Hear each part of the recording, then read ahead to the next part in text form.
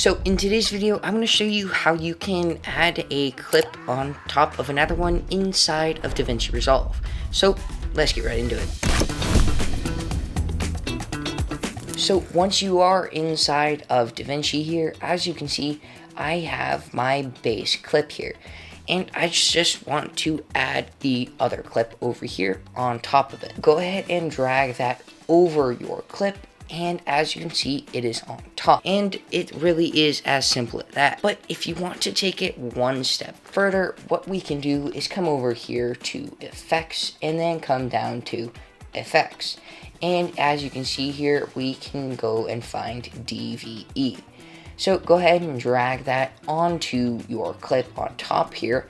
And as you can see, that just puts it in its own little corner, gives it a border, and lots of different settings for you to adjust.